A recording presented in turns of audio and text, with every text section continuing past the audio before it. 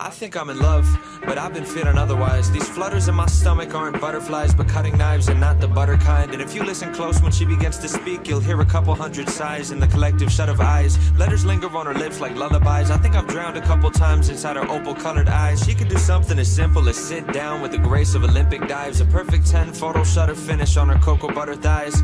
Catch her wearing loose pajamas on a Sunday, and she'd overshadow any supermodel on a runway. When she wakes up in the morning, she smells like vanilla essence and bittersweet recollections of your adolescence. Summer camp and piano lessons and presents you got on birthdays. Orange creamsicles and double plays on first base.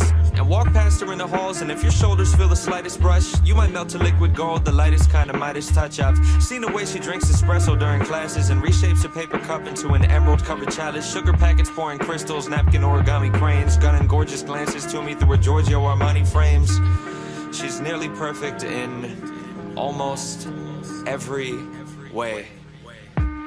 But she's got shit taste in movies. Ask her for her favorite titles, and she always likes to say she's down to go see anything by Shyamalan or Michael Bay. And also she's a psycho in the kitchen, it's a travesty. What kind of fucking monster cooks their pasta in a microwave? And she does this thing where she corrects your grammar if it's wrong, and clicks her tongue and winks and shoots a playful finger gun as if she's won some sort of contest. Empress victor of a conquest, Mrs. Armchair Shrink, let me fix you with a comment. Princess kick you when you're down, worship her to a godhead. It seldom happens that she listens to my voice and doesn't chime in quick with unsolicited advice. An unapologetic tyrant, a passive-aggressive rivalry. Ask her a question and catch a handful of sass and irony. And trust me, really, she is just the worst of board games. Debates about the rules like legislators at a court case. Tampers with the scales of justice, wielding pencils as her gavel. Once I even caught her cheating while she kept the score in Scrabble. She's a fucking wreck at checkers, plays Monopoly sloppily, always bringing up disputes and games of Trivia Pursuit. Sucks at Battleship and Risk, she fights better hand-to-hand. And don't even get me started about how trash she is at Candyland. Like you can't be bad at that game, yet you lose all the time. It doesn't make any sense. But I'm no Adonis either.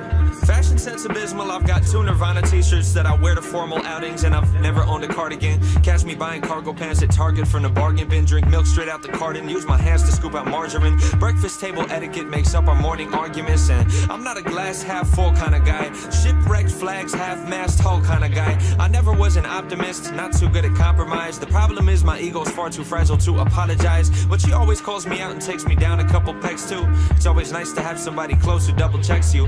And honestly, we wouldn't be ourselves if we were different. Yeah, she's clumsy and I'm stupid, those are things that we can live with. Being perfect's unrealistic, either way I like our flaws. The way I crack my knuckles off and the obnoxious way she yawns. The way I stutter when I flirt cause I'm not very good with courtship. The way she's gotta pee the first 10 minutes of a road trip. How when she cuts her pancakes it's in slices, not in squares. The way my daily coffee intake is a crisis, I'm aware. The way I talk in crowded theaters, the way she parks a parallel, the way she goes through pints of Ben and Jerry's salted caramel.